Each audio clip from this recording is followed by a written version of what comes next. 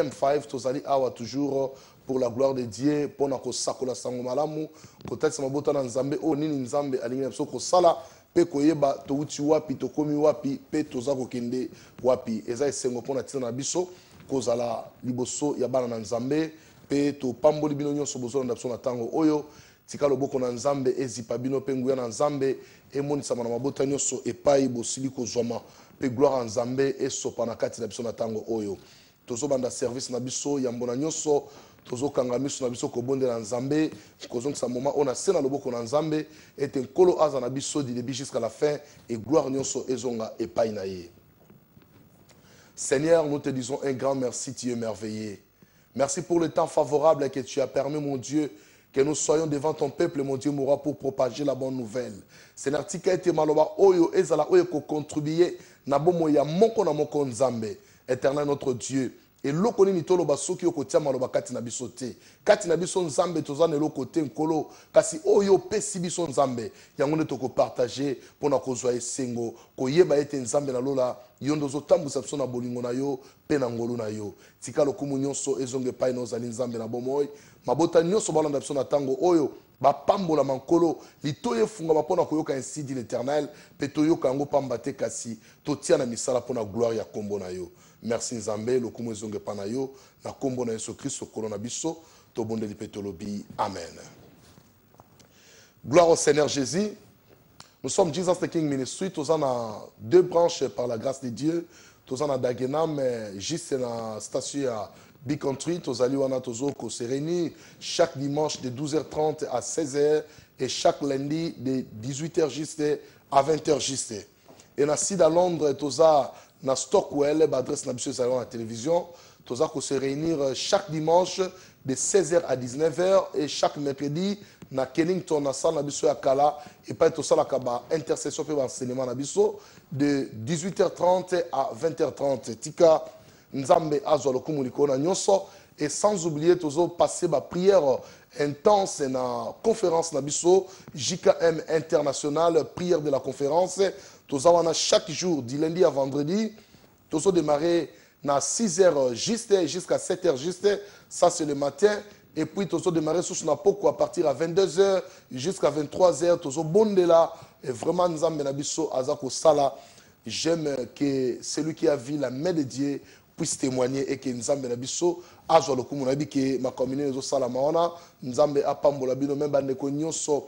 Bozo les jeunes rebiso nzambe amona bino sala bino bola mobele parce que tous en a seulement pour la gloire de notre Dieu. Communiquer sur l'Europe ces a été seulement dans 4 JKM nous sommes en train de préparer et là comme on a surprise na bana nzambe mais nous voulons l'annoncer déjà que bon se préparer toujours préparer album moko ya kitoko oyo ko par la grâce de Dieu na ngolo nzamba salibiso na nzela maloba na ye amemi so na nzela loyembo et kozali pamboli moto nyonso oyo kozongo ça sera une grande bénédiction. Je salue mon bien-aimé le frère Israël Longo azali directeur artistique azako sala musala malamu nzamba pambola pe na studio na bino ministère de la consolation nzambe asala bino bola modele gloire soit rendue à notre Dieu. Donc bientôt avant mars je pense que tu as déjà un album mwana thème nango ezali Yesu mosungi na mabota tika kombo na ekumisa mapo azali malamu. Mais bien aimé nzambe aza esengo kati na mitima na biso pe kati na bomo na biso. Je suis seul aujourd'hui, l'évangéliste Dani n'est pas avec moi aujourd'hui, il travaille quelque part, nzamba pambole pa azali et nzambe asala ebolamu ebele. Toujours côté alelo seulement la lingala en français et pas iwa pinzamba sunga biso pour la bonne compréhension vraiment nzambe azolokumu et na mikolo ko ali boso toza ko sala ko travailler tantôt français tantôt anglais tantôt portugais to ko mélanger nyonso pour na lokumu na nzambe te peuple nzambe nyonso ba ba kozwa quelque chose venant de la part du Seigneur. Alors lelo tonto parler na thème moko to intitulé ngo l'esprit de la sémence. Nous voulons parler sur l'esprit de la sémence. Moi, na nzambe aiba comment akoyeko pese pa na nzambe.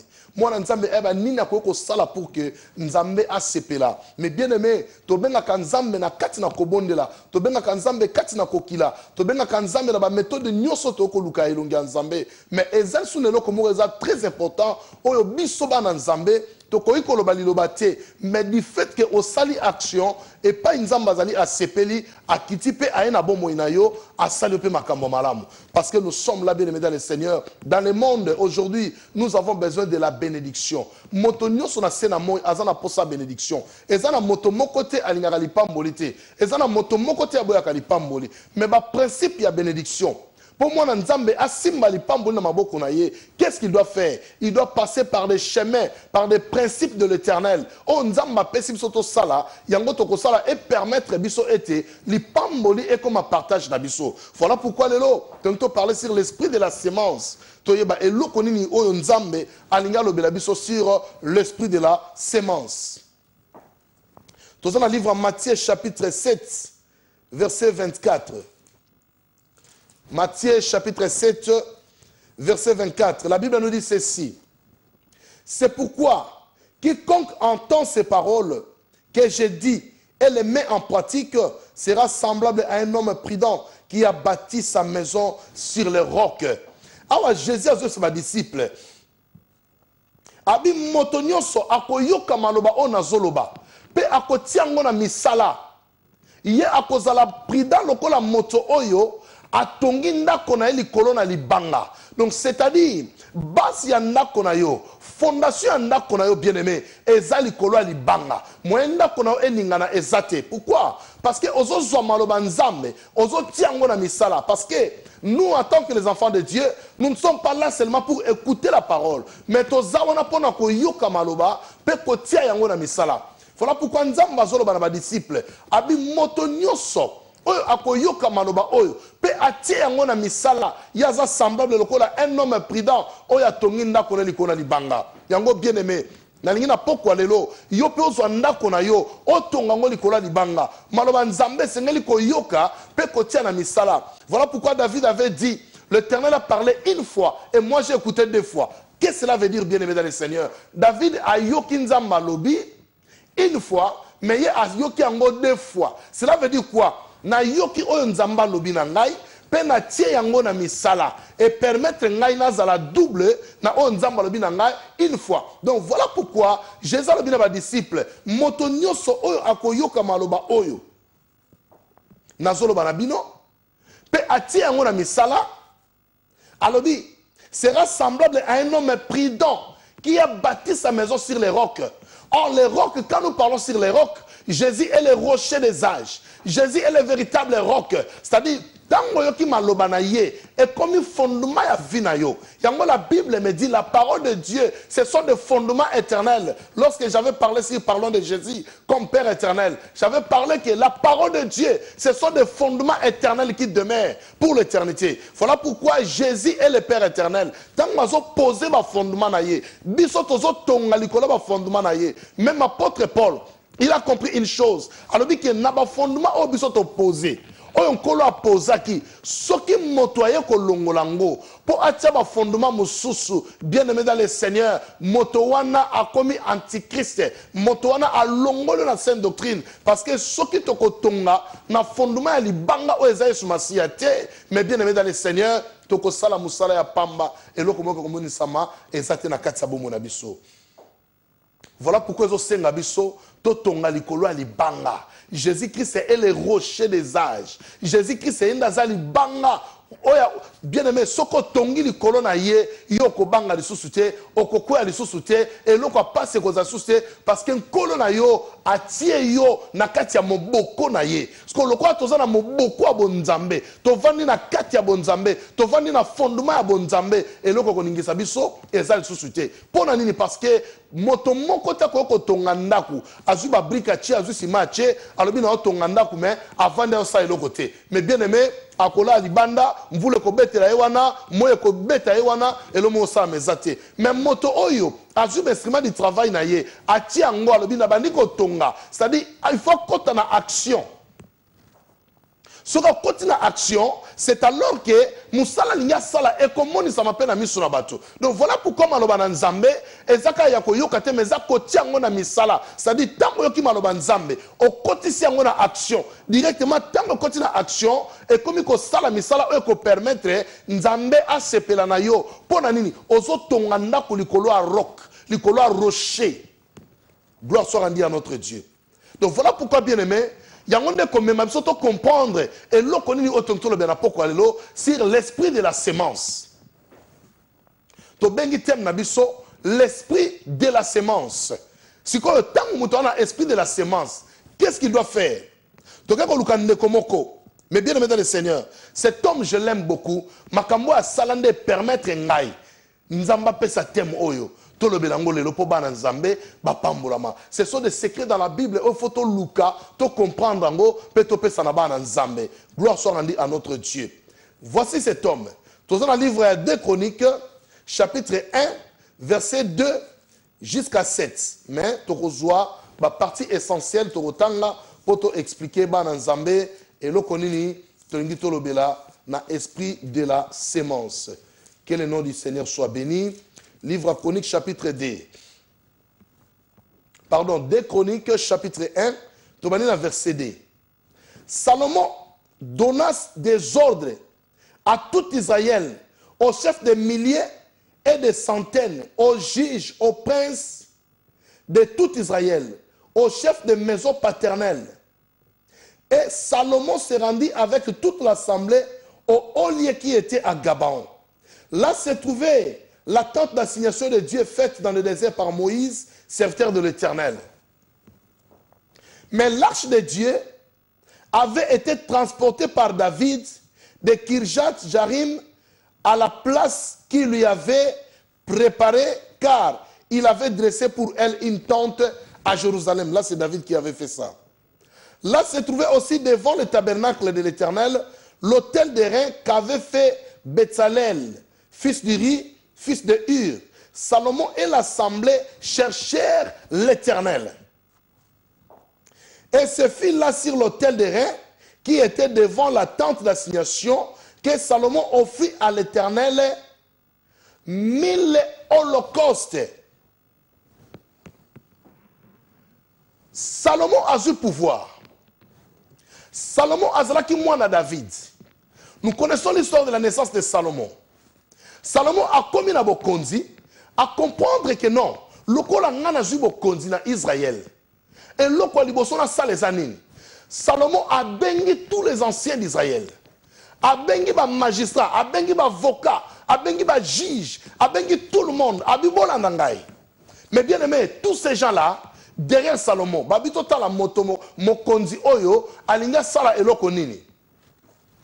Salomon membi bangoti na olie.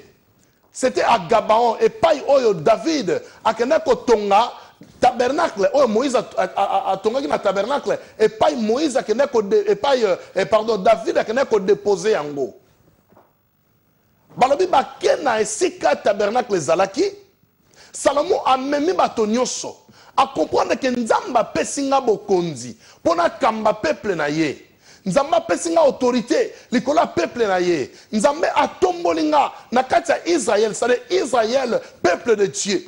Alors Salomon a moni eloko liboso akosala. Eza nini abi non, je dois donner à mon Dieu parce que yemuta pesinga de lo pouvoir ngana zanango.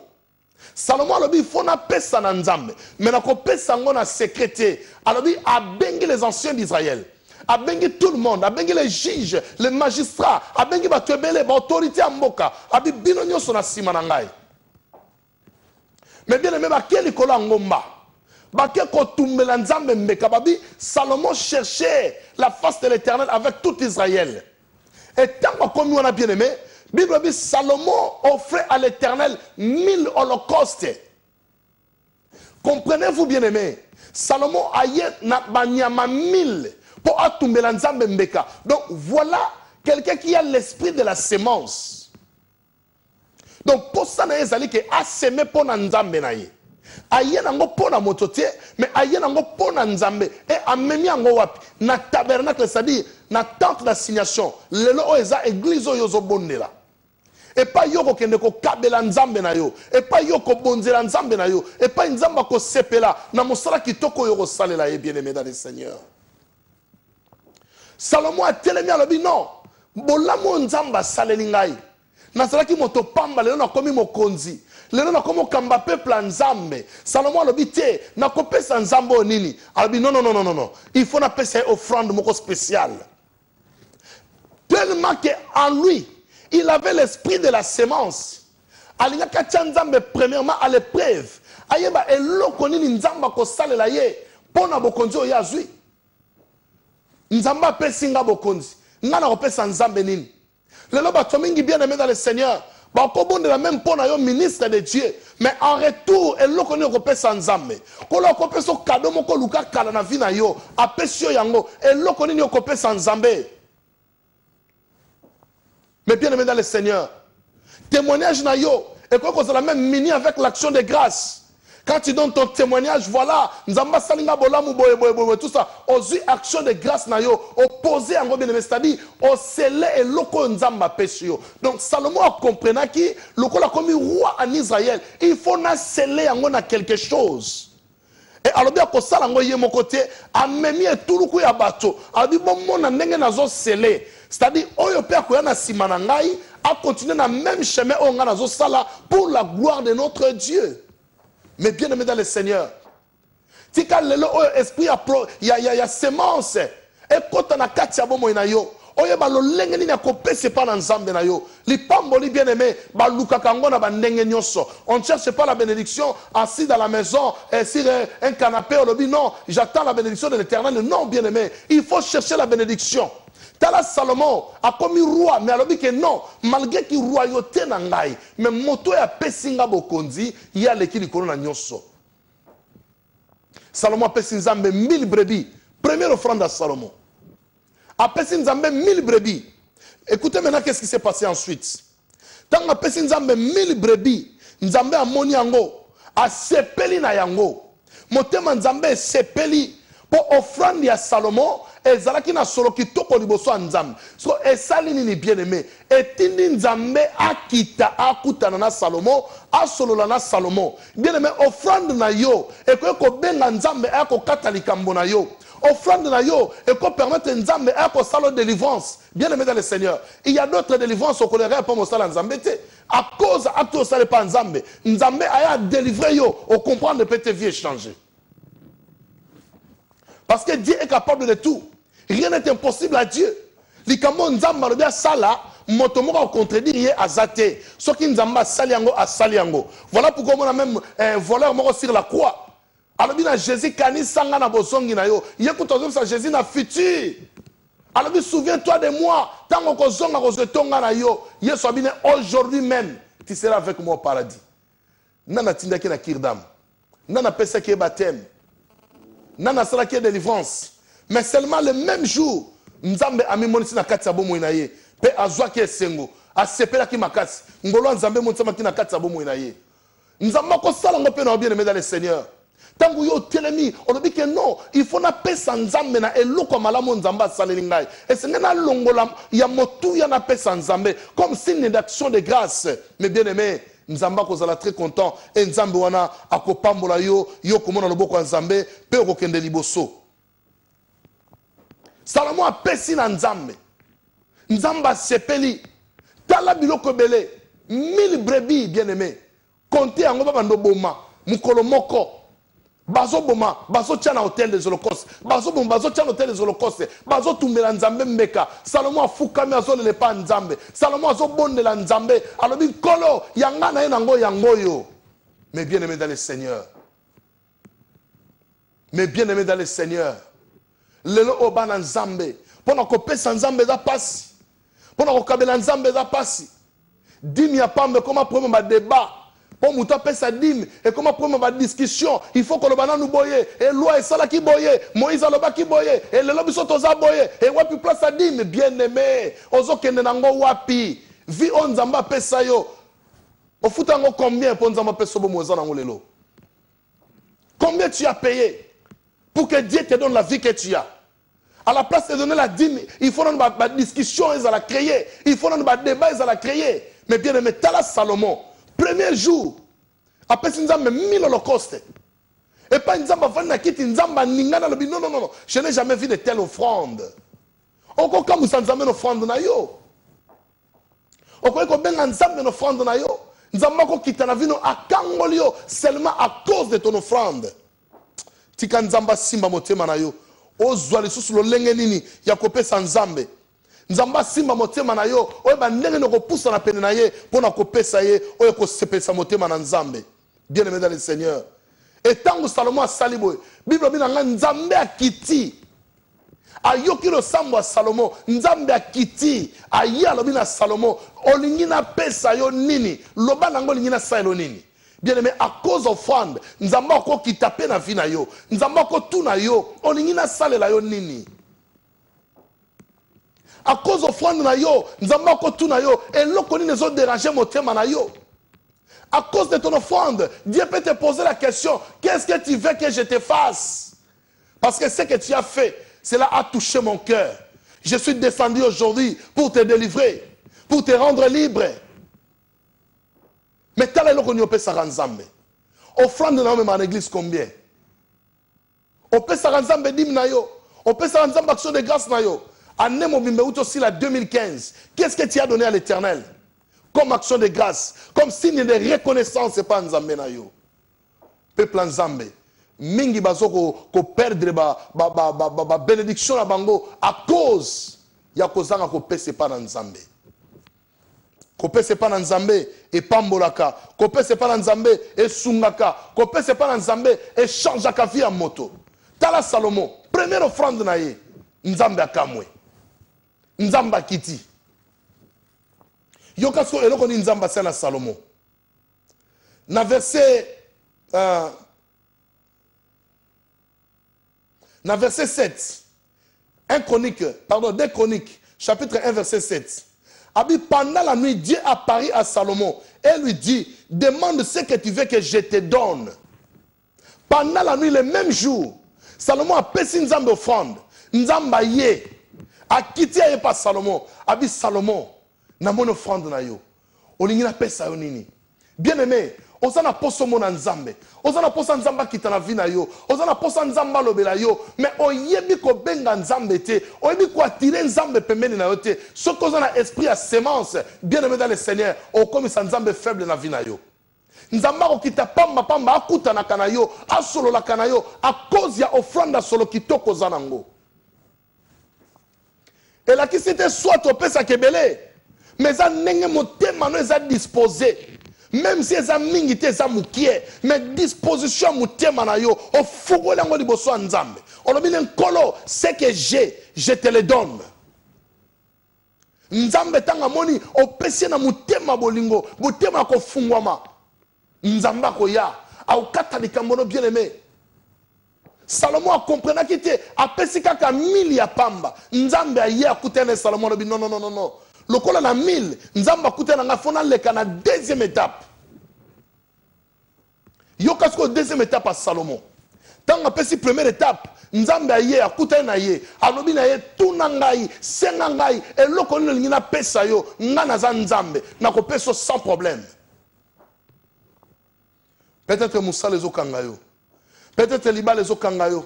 Peut-être Mabote les okangayo. Oyebi o ezo déranger fina yo, mais Luka Nzambe bien aimé. Tu as toute possibilité. Il y a Luka Nzambe pour obéir Nzambe pembeni na yo. Salomon qui a 1000 brebis pour la première fois. Nzambe aye alobi, hey, le quoi n'a pas 1000 aye. Qu'est-ce que je dois faire maintenant? Salomon a dit, nous sommes multipliés yango. Natala sous cela qu'on dit Nzamba au sala. Mais bien aimé, Salomon qui a la deuxième offrande na ye. Dans le livre, il y a 1 roi, chapitre 8. Dans le livre 1 roi, chapitre 8, versets 62 à 64. 1 roi, chapitre 8, 62 à 64. Yoka maloba, makamu Salomon a sali. Les rois et tout Israël avec lui offrirent des sacrifices devant l'Éternel. Salomon immola 22 000 bœufs et 120 000 brebis pour les sacrifices d'action de grâce qu'il offrit à l'Éternel. Ainsi, les rois et tous les enfants d'Israël firent la dédicace de la maison de l'Éternel. Mais bien aimé dans le Seigneur, tala makambo Salomon. Liboso a même 1000 brebis. Nzamba kiti akutani na ye. Salomon le biambo. Na 1000 ya pambo ngana pesio oye. Siko deuxième na ngai. Il faut na multiplier yango. Na monasko eloko nini nzambo ko sala lisusu. Mais bien aimé, Salomon a changé de stratégie. Bible binangai, ayena 22 000 bœufs. Donc, Bangombe a minene, ayena 22 000. Et puis, après avoir donné 22 000, a vu 120 000 brebis. C'est-à-dire, na 120 000 brebis, tout le monde a bantaba, bameme, bantilope, tout le monde a nyamamike, mikewana, ayena 120 000. Pour appeler ça Nzambe na yembeka. Et puis, va préciser d'action de grâce. Action de grâce. Salomon a eu pia Nzambe. Na ebité bizini ni batona bazaki na mukolo wana. Po batumba 22 000 brebis et puis na 120 000. 22 000 ngombe na 120 000 brebis. Salomon a yé nango pa Nzambe. Abi lokola na 1000 abimela kinga to solo na ye. Parce qu'on a même un système il y a 22 000 na 120 000. Ça fait combien? Ça la calcul au yeba. Et belé wa ba nyama wana Salomon a yé nango abandi ko tiango na hôtel des holocaustes. Et balobi hôtel koute koma ki muke po ba brebis ele ka ki tellement ebelé. Abandi ko pesa Nzambe, abandi ko pesa Nzambe, abandi ko pesa Nzambe, abandi ko pesa Nzambe. Bien aimé Salomon fuka me azobonde la Nzambe. Israël mon baba tomboli maboko babi, quel est ce roi? Nanu tomona bokonzi aboete, azo pesa Nzambe lokola soki ndenge ni tozo comprendre te. Mais bien aimé dans le Seigneur, multiplier le lengi ya kosala Nzambe. Multiplier le lengi ya kosala Nzambe. Nzambe azana est facile, mais biso moko torandaka Nzambe difficile pona nini mitema na biso eza makasi. Ne ba Kongo ba yembaka. E mitema mieno miakangama. Soki ndeni balobaka wana. Bien aimé mitema na biso eza makasi liboso Nzambe. Il faut to fongola yango soki moteme fungwami liboso Nzambe. Bien aimé nalobi atoza nango mukie mais soki motema eza ya kofungwama olobi nazo pia Nzambe oyo nga naza nango yango nazo pia tata na ngai. Le quoi c'est ça notre Père qui est aux cieux. Nazo fungula motema na pesa na notre Père qui est aux cieux. Bien aimé tangu Nzamba zo mona motema na ndenge zo fungula ngo. Nzamba zo sepela. Salomon memi 22 000 bœufs. Bangombe minene 22 000. Ça n'a pas valeur en bongo. Ça coûte combien aujourd'hui? Atie ango pona Nzambe na ye. Azui 120 000 brebis. Banyama ndenge na ndenge asangisi yango aye nango pona Nzambe na ye. Richesse nini Salomon azalaki nango bien aimé. Tala biloko apesi Nzambe. Tango apesi yango Nzambe et pas Nzambe azalaki avanda bi non. Salomon amoni azo provoquer ngai Nzambe na ye. Bien aimé oko provoquer Nzambe. So opesi ya liboso Nzambe akutani na yo. Akutani na yote ko kangama bo te ba o Nzambe na pesa ki déjà na zo mona le côté non quand tu donnes à l'Éternel toi tu multiplies parce que yo ndozo luka Nzambe aya Nzamba zo zela mona o eko tout ta motema na ye peut-être ozo mituna likambo na nango situation na zanango na kobima ndenge nini mais bien aimé à cause ya ko pesa yo ko pesa e ko kipe ko aider yo obima na ba situation difficile oyo zanango parce que ozo pesa na Nzambe. Tala Salomon na deuxièmement tanga pesi na Nzambe. Mais bien aimé Nzamba moni Salomon a pesi sacrifice a munene lisusu wapi na tabernacle yé mon côté Israël mobimba boya komona ndenge na opesa Nzambe. Donc ça dit il donne Dieu par élévation. Comment Salomon est en train de donner ses offrandes à l'Éternel. L'offrande par élévation. Il est venu devant toute l'assemblée d'Israël et dans le tabernacle de l'Éternel, devant l'autel des holocaustes ou l'autel des reins. Il était là, présent, avec tout Israël derrière lui. Allez, tout sacrifier Banyamo pour Nzambe. Ça, c'est l'offrande d'action de grâce pour la maison de l'Éternel. Bien aimé, qu'est-ce que Dieu a fait pour la deuxième fois? Écoutez maintenant. Toujours dans le livre 1 roi. Chapitre 9, verset 2 à 3. Yoka. L'Éternel apparut à Salomon une seconde fois. Donc, il y a les bosso, na 1000 brebis, Nzambe a yé a koutani na Salomon. Tango a yé na ba brebis a ebele, la Bible me dit, na 1 roi chapitre 9, verset 2 à 3, l'Éternel apparut à Salomon une seconde fois, comme il lui était apparu à Gabaon. Donc, première offrande, Nzamba Koutani na ye. Deuxième offrande, Nzamba ye lisusu. Et l'Éternel lui dit, ha, yoka makambo salamia. J'exauce ta prière et la supplication que tu m'as adressée. Je sanctifie cette maison que tu as bâtie pour y mettre à jamais mon nom. Et j'aurai toujours là mes yeux et mon cœur. Ah. Deuxième offrande à Salomon. Et bengi lisusu nzambe aya lisusu na via Salomon po asakola lisusu bien aimé tala motoko sakola po na vi na yo mais soki nzambe aye ko sakola eza makambo etikali lokola caché et ko longwa lisusu te ba caché judiciaire po ya encre ba ki ko copie yango ba caché judiciaire et betami libela pa etikali wana. Donc Salomon azo provoquer nzambe na ba donner na ye.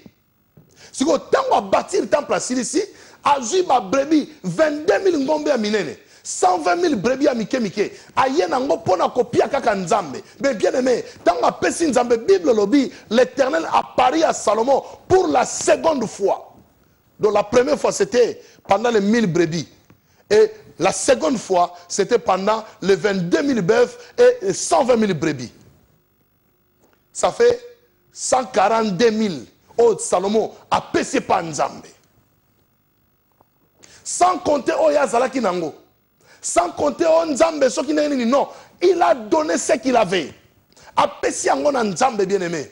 Oh bisoto zanango. Eza pona gloire en Nzambe. Bozuina yo. Eza pona gloire en Nzambe. Bien aimé tango zolona na likolo pa Nzambe motako bushango azate. Mais tango lona kana mokili. Kokena makamba pampamba, komela masanga kolangwa, koluka babanzela mabe, ba boîte de nuit, bien aimé, ozobo misane na monde à ténèbres, bazo zelo mukola suka kamilangi, oyo za komela wana, yangonde babando betelo yango na mitu. Kaka makayo za ko benda, yangonde miningana ba ko tourmenter onango. C'est le moment bien aimé d'abandonner ces choses pe kokota na nzela na Nzambe. Tala makambo Salomon asali. Deuxième offrande à Salomon, Nzamba ningani lisusu. Salomon a moni nzamba ye, siko nzamba komi ko pese maloba concernant le temple que Salomon avait construit.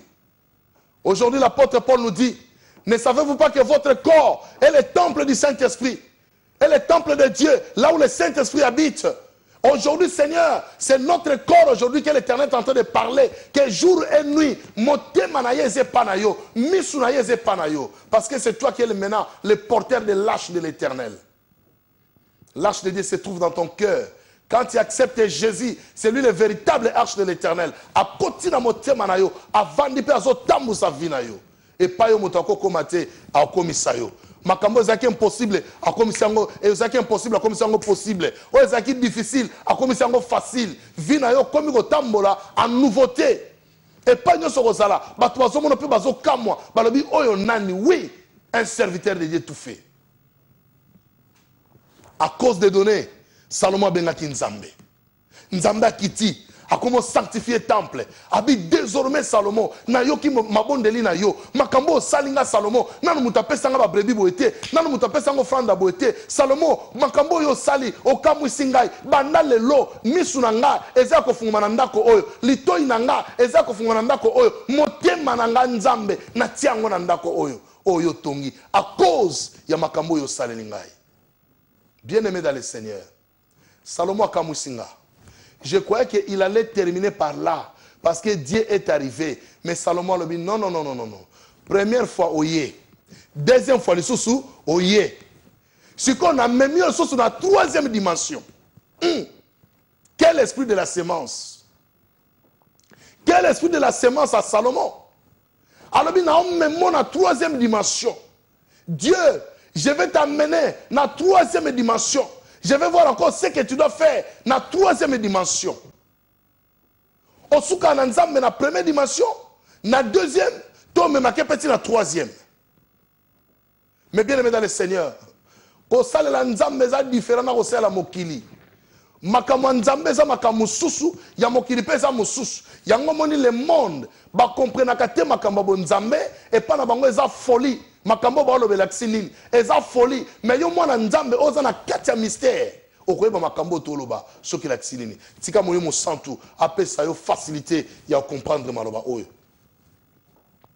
Salomon alobi non nazomema nzambe na troisième dimension toke na troisième dimension eloko ni Salomon asali na troisième dimension na 1 roi toujours chapitre 8 verset nango 5 yoka troisième offrande à Salomon 1 roi 8 verset 5 le roi Salomon et toute l'assemblée d'Israël convoqués auprès de lui cette heure devant l'arche. Ils sacrifièrent des brebis et des bœufs qui ne purent être ni comptés ni nombrés à cause de leur multitude. Au moins une troisième dimension, Salomon a mis 1000 première dimension, 142 000 la deuxième dimension, et la troisième dimension, Salomon a pesé. Lolenge ni nzamba zo kitela ye azotala lolenge na opia nzambe nzamba ko sala nini a retour pour na vinanga Salomon memi nzambe na troisième dimension na troisième degré alobi apesi sikoyo les bœufs les brebis na dimension moko on ne peut ni compter ni nombrer donc aye ko pesa ya ebele o eleki ebele ko leka yango mona ka mutu mususu alangwele molimo mosantu azu même salaire na enyo so monate na tsango na sana ngoni akeka na église et pas mutema ne tuti azu nyo so ki a posé wana batu bazo kama muto likamni ayebi eloko azo sala bien aimé Salomon a pesi sikoyo en abondance ya ebele eleki koleka bazoko kasuko tanga yango te po komi ebele c'est-à-dire Salomon memi nzambe na troisième dimension qui ne sera ni compté ni nombré nzamba moni Salomon babi hôtel des holocaustes ezo contenir lisusu biloko wana te parce que eleki ebele mingi moya batanga ngo ezate basali pendant 7 jours bazo continuer ko pesa milinga bande telema likolo ezo matepa nzambe na bomoy kola zo ya mofranda Salomon pona nini motema ya kofongwama et puis azo pia nzambe na ye ndenge oyo motema na tindi apie pa ya tata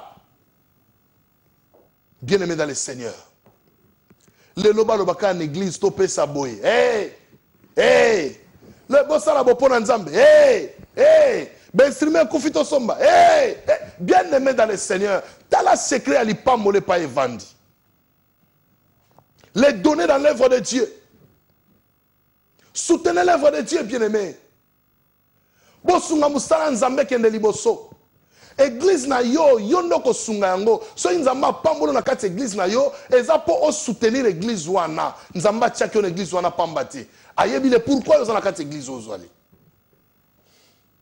Salomon a pesi multitude peuple nzambe makamboko kamwa nzamba zotala donc nombre o Salomon a pesi mukolo wana muto ayeba ki onka nzambe po ye abosana rate malgré ndenge babanda ko papa bazo sasa nzamba azotanga na ye pena 1 2 1000 2000 100 000 1 million soki combien na ebité po balobi epa na bango bakokaki suko compter biloko Salomon a pesa ki nzambe te. Vous voyez bien, mesdames et seigneurs, il y a un peu de ce qui nous a pas Salomon, nous sommes la joie. Les gens qui nous a pas à cause de la ça n'est pas nzambe. Pour nous nous sommes la joie. Les gens qui nous a tombé parce que oyeba qui soutenir musala nzambe. Pour nous nous sommes la joie. Bien aimé, c'est ça la clé de la bénédiction. L'esprit de la sémence. C'est la clé de la bénédiction. Tant que Salomon a péci. Écoutez maintenant ce que Dieu a fait. Dans verset 10, dans 1 roi 8, 10 à 11, Yoka, au moment où les sacrificateurs sortirent du lieu saint, la nuée remplit la maison de l'Éternel. Les sacrificateurs ne purent pas y rester pour faire le service à cause de la nuée, car la gloire de l'Éternel remplissait la maison de l'Éternel. Tant que Salomon a péci à Ebélé, on a ni compté ni nombré. nzambe sikoyo alobi awa na oloba lisusu te po Salomo olekeli nga nzambe sikoyo akiti na gloire na ye pe tika na pokwa lelo gloire nzambe bando kitala bandako na bino na kombo na Yesu Masia alobi gloire nzambe kiti ba sacrificateur o bazali kosala service a kotumba mbeka balobi bakoki lisusu kokota na temple te bakomi kobima po gloire eleki makasi babi gloire ye na yango se reposer gloire evandi na yango sikoyo ekomi permanent mpo na nini makambo Salomo asali elekeli nzambe. Bien aimé, tu peux appeler la gloire de l'Éternel dans ta maison selon ta façon de donner à ton Dieu. Tu peux appeler la gloire de Dieu et qui t'a à cause ya kopesa na yo okoki ko stopper ba maladie moko héréditaire o e ya kezo qui t'a na ba descendance bien aimé comme na tour na yo et ça li stop parce que obenga gloire nzambe na ndako na yo lokola yo stopper yango ba génération nyonso o bazana sima na yo moto moko te akokuya lisusu na likambo na pona nini gloire nzambe e ko se reposer pa na yo peuple de Dieu. Tala na motema na eloko nyopesa nzambe. Offrande combien même à l'église. Au moins à l'église. Batu batondi belé mais autant y offrande au regretter. Mais comment expliquer banana nzambe? Offrande combien même à l'église. Est-ce que l'on a ka dim na yo o tia part pour nzambe na yo? Est-ce que l'on a ka même action de grâce na yo o tia part pour nzambe na yo? Na mona mutu à une église, azan enveloppe à dîme, azan enveloppe na offrande, azan enveloppe action de grâce, azan enveloppe ya alliance. Aye na ngomo komo azo pia passer, abi papa oyo offrande, babonde li ponango, papa oyo dîme nanga, babonde li ponango, papa oyo action de grâce nanga, babonde li ponango, papa oyo alliance nanga na sala nzambe lelo na ngi semeno, bien aimé. Okotalaboy okamwe omituni me mutu ayebi makambo ndenge nini. Est-ce que asi ayeba secret à Salomo tona no ayebi angote. Eloko lingo sala pona nzambe kozela kateba tuna yo sala boye. Kozela kateba tinda yo kende boye sala boye loba boye non. O yo moni oza capable ya kosala fungula mutema na yo sala ngona kimia et l'Éternel va te bénir. Tous on a pour sa bénédiction. La bénédiction c'est sur la terre. La bénédiction n'est pas dans les cieux. La bénédiction, c'est sur la terre. Pendant que nous sommes ici, sous le ciel, c'est là où se trouve la bénédiction. Ce qui est l'équipe étape, toke na lo la bénédiction et sili. Kune komine makambo gloire. Toke o mona gloire en Nzambe, toke mo sepela na Nzambe, mais yo kokisagi lo ba mo te na mokili, mo yo bénéficier makambo mokili zate. Mais soko na makambo, ndenge na baki ne bandeli kola lobi. Moto akoyoka maloba na ngape akotiango na misala. Aza lokola un homme prudent, oya bati ndako ne likolo ya mabanga. Bien aimé, ce que vous maloba oyo ko tiango na misala, o mona changement na vie na yo. O be ango bi pasteur Joël, na moni changement na vie nanga. Po makambo loba ki na tiango na misala, na moni vie nanga changer. Nzamba talaka, mitema na biso disposition. O ko pe sebele me mutema no na kanda, nzamba ko loba bi ayebi yango te. Tala moisson apesa ki 2 pièces. Christ a terminé la panier offrande. Bato bazo pesa offrande a otala bango. Moi sonné a déposé 2 pièces. Asili sa zongi na ekola lobi nini. Alobi parmi bato yo so pesa a muto apesa ko leka moi soyo azate parce que apesa kara oye azalaki nango. Nzoka moi si wana ki na signe moko prophétique. À l'exception de l'offrande de l'Ancien Testament, na offrande dans le Nouveau Testament, le col à Christ est aillé, il est l'accomplissement de la parole et l'accomplissement de la prophétie. Le col aillé, il faut appeler ça 2 pièces. La femme représente l'église. Le col appelle ça 2 pièces. À l'exception offrande dans l'Ancien Testament, offrande dans le Nouveau Testament, et coquille sami parce que Jésus a zawana. Voilà pourquoi il fallait que Jésus a déclaré ce qu'on a vu à moi suana. Alors que voilà, muto appelle ce qu'on a kabatunyo so yeyo parce que appelle si oyo azalaki nango. Azu ancien, azu nouveau testament, a sangisi yango, kolo azawa accomplissement, na pesi yango, et koki. Yango kolo lobi, elle a donné plus que tout le monde. Appelle ça qui offrande prophétique. Qu'est-ce que tu donnes à ton Dieu? Ope sa kanza menini. Ope sa kanza menini. Ce qui l'église babito salaboye, mote manayo kanisa kanini. Est-ce que ope sa kana bolingo? To ope sa kana ba contre-cœur. Voilà pourquoi mon amour a pesi à pambola mité. pour appeler ça qui malamu te apesi mabe na construction tabernacle na Exode 25 nzamba lobi na Moïse ozelanga offrande ya batu oyo bakopesa na motema malamu et okomona nzambe a précisaki quel genre d'offrande on nzamba linga Moïse azwa alobi ne ozelanga offrande ya ba or ya ba argent ya ba pierre précieuse biloko belebele donc nzambe azana posa offrande wana yemoko salango yemoko sengi yango nzamba ko pambolo na mbongo asengi ope mbongo wana oboya te parce que yemu to apesaka peuple de Dieu total abomo na biso nous avons besoin de la bénédiction mais comment nous serons bénis lipamboli ba pesa ngona kiyungulu te lokola mai bazo tshelo na kiyungulu sopa na se non lipamboli po zwango malamu il faut ba secret o ba penenga ko batela ngo pour ceux qui ont kiyungulu ekoi na se mais ceux qui ont na bol moko bien sani mo kitoko e ko bomba manakati moye beba ezalité voilà pourquoi bien aimé to zo na maloba o pona ko pesa peuple nzambe to kota na connaissance parfaite de la vérité gloire soit rendue à notre Dieu et gloire kiti na temple tango gloire kiti ba sacrificateur ba kokil suko sala musala te ba bandi ko bima bango moko cela veut dire quoi tango gloire nzambe kiti na vie na yo bien aimé ba onyo so za ko contrôler bo moina yo ba komi ko libérer yo ba komi ko bima maladie zaki kati na yo et libérer yo kei oh pauvreté et libérer yo kei ko zanga soki nini oyo le la kana vie na yo nyonso komi ko bima yango mo parce que et pas gloire nzambe vandi ezala kana mélange te lokolo comprendre nga ko pesa nzambe na yo banda lelo na vie na yo mélange parce que gloire à Nzambe et kiti na vie na yo et vandi à cause ya ko ba ko pesa Nzambe na bomoy tika bola mo Nzambe zipa mabota nyoso Matthieu 7 verset nango 11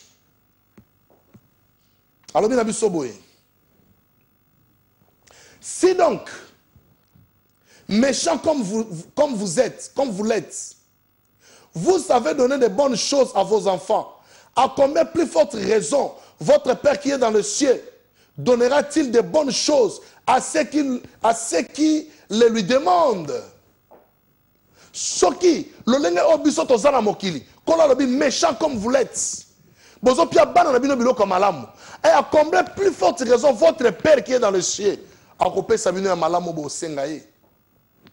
Tango yo zana nzambe ofungoli moteme pa nzambe tango ye pa nzambe makanisi na onyo se fungwa me pa nzambe opesi nzambe nyonso ya motuya oyo zana ngo bien aimé pona ni nzamba bombela yo tala ne nzamba salaki Salomon alobi na ye nazo peso richesse nazo peso sagesse oyo banda mokile banda kino mokile ko suka moto moko te akoleka yo et c'est ça qui était la vie de Salomon. Nzamba pesa ki mayele, a pesa ki richesse, Salomon azanga ki lokote, alelela ki motote, pona nini ayeba ki secret wana. Mokolo ye moko yeso aki na mokili, po ala ki sake aza supérieur à Salomon. Alobi bien que Salomon a sagesse na ye, mais vous avez aujourd'hui celui qui est plus que Salomon, parce que ye muta pesa ki ordre pas Salomon, aza accepté jamais Salomon koleka Jésus. C'est pourquoi Jésus a dit, vous avez aujourd'hui celui qui est plus que Salomon. Donc c'est qu'à partir à Jésus, les lopes mutarosa plus que Salomon. Pour ton numéro Yesu, Yesu avant na katia mité manabiso. Tant avant na mité manabiso bien aimé, et ça que biso to comme alisusu bazui. Ce que bozui o biso to zanango et zakaka nzoto te, mais koti lisusu tina katia molimo. La connaissance de la profondeur de Dieu est vandikati na bomo na biso. Mais bien aimé dans le Seigneur. Talatina toyeba kozana esprit de la sémence et benga kanzambe o benga ete mais le lengo yo pesie nzambe akiti na vina yo nzambe ko vana na vina yo nzambe ko mimonisa na vina yo nzambe ko sala makama malamu na vina yo pona nini po bomoi na yo ezwa esengo pe yo bika nzamba zo lokumu bien aimé ko tshela biso numéro de téléphone na sima service ndeko nyonso na posa obenga biso na sima service tanto longwe awa obengi biso na numéro ya régie tokoyamba yo oyo ozala ngo besoin tokosolola pe tokobondela mpona ntina na yo soki otinda texte message otindi texte message na numéro eza affiché na télévision oyo esuki na 18 mais bien aimé dans le Seigneur tala ntina message oyo emema changement na kati ya vie na yo Bible dit gardez-vous de faux prophètes bakoya na maloba mabe mpona kobimisa bino na pensée ya nzambe Salomon aboyaki kopesa nzambe te. Soki nzambe mona kopesa ye eza mabe, mbela lobaki na Salomon kopesa ngai te. Mais si Dieu avait accepté biloko Salomon apesaki parce que donner à Dieu bien-aimé, ça crée la bénédiction. Et bengaka nzambe na vie ya moto, po nzamba kota makambo na yo, nzamba silisa makambo na yo. Soki okozana mayele oyo te bien-aimé, et kozala pasi ozaka muta kolela, muta koluka butu moi, oyebi kosala sacrifice te. Il faut kosala sacrifice et pas nzambe. Tant que osali sacrifice, nzamba ko sepela, akoya na vie na yo, akopesa yo, oyo zana ngo besoin. C'est pourquoi Salomon avait compris le secret.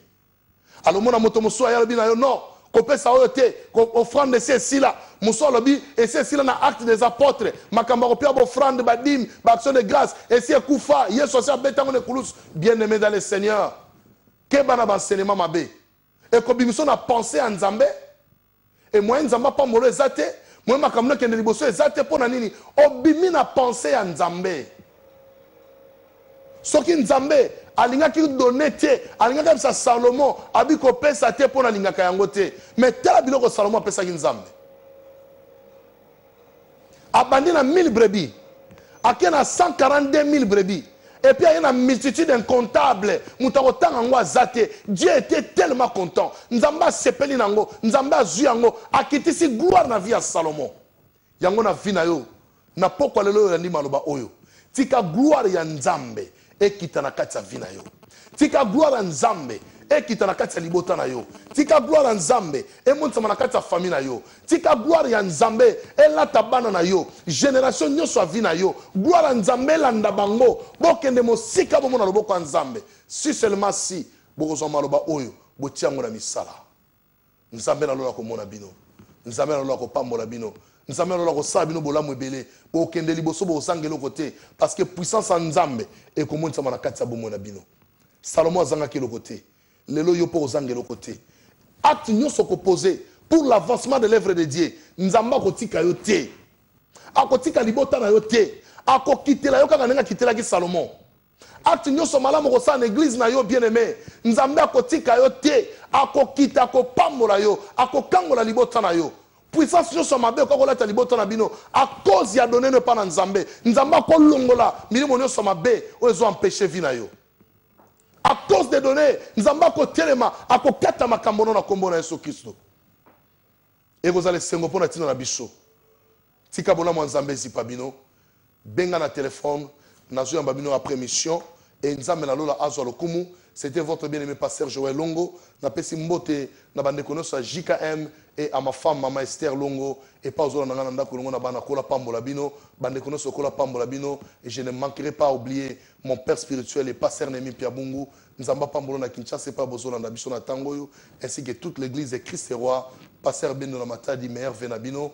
Nzamba pambola bino to monana et to samsa Nzambe et kende liboso. Jusque là portez-vous bien. To kutani vendredi prochain na même heure, même jour, vendredi à 17h jusqu'à 18h. Que mon Dieu vous bénisse. Landa biso toujours na conférence na biso à prière chaque jour du lundi à vendredi 6h à 7h du matin et 22h à 23h. Nous sommes là pour la gloire de Dieu et que le Seigneur vous bénisse. Goodbye. See you next week. Merci beaucoup.